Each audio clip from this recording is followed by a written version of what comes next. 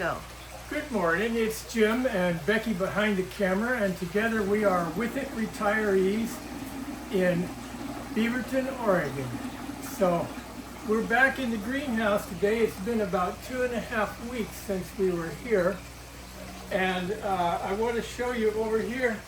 2.5 weeks ago I put a fruiting block there, and there, you see nothing's happening, but this is not the same fruiting block.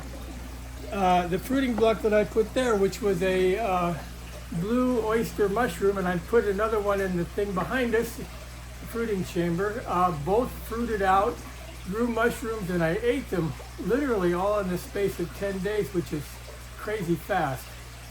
So anyhow, I can't show you the blues, but the other two that I brought are the black mushrooms, which I'll show you in a second. So anyhow, the king mushrooms, which we just brought out a day ago, like cold weather, colder than the blue mushrooms or the black pearls, which I will show you in a minute. So we're putting those out now, and we're going to see which one pins, and when they do, then we'll move around to do it. I should say that growing mushrooms and keeping a greenhouse are wonderful hobbies for somebody who's retired. It gives you a place to come on. It's 40 degrees out there.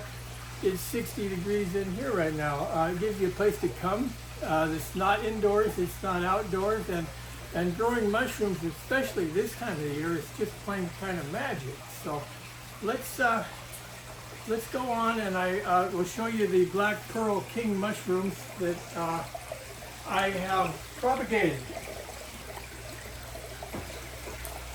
So here they are. These are one of my favorite kinds of mushrooms. When they come out, they are indeed little black pearls, but they're nobody knows exactly what they are, but the claim is that they're a sort of a cross between a oyster mushroom and a king mushroom. They have the cap and the stems are both edible, as opposed to some mushrooms, and really good edible.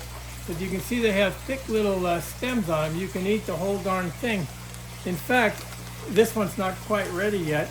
You can slice them into steaks and just cook the whole thing as one big steak. They're wonderful eating mushrooms. So the title of our YouTube today is "How can you get the best tasting mushrooms you ever had in your greenhouse?" And now it's time for me to tell you the secret about that. So first of all, it's not the kind of mushroom you grew, although this is a wonderful mushroom, and it's not the way you cook it, and that's maybe part of it. So let me tell you a story before we go. Let's say you wanted to set out to get fresh mushrooms and you don't grow them. So the best case scenario, you're going to go to the farmer's market when it's in season. It's a little out of season now, but so where do you get those mushrooms? Well, the guy that grew them, he harvests a whole bunch of mushrooms, several hundred pounds, getting them to fruit so that they'll be ready for the farmer's market maybe 1-2 days before the market. And he puts them in cold storage in a big box, or boxes, and then the morning of the farmer's market, he's going to take them out, load them on a truck. Somebody's going to haul them to the farmer's market, where they're going to unload them, load them back on the shelves for you to buy. So then you come by the farmer's market, you see these mushrooms, and you buy some, and they load them in a paper bag, and you take them home, put them on the counter for a while, and you put them in the refrigerator. And then the best case scenario, eat them that night.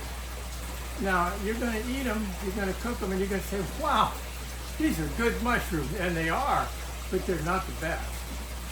So if you want the best, here's what you got to do. Put a frying pan up there, take this bunch of mushrooms right here. You take it up to the frying pan, you get everything ready just the way you're going to cook them. And you cut those mushrooms off into the frying pan or next to it and cut them up, and then you put them in the pan and you cook them, and you will get the best mushrooms you ever ate. We'll see you next time.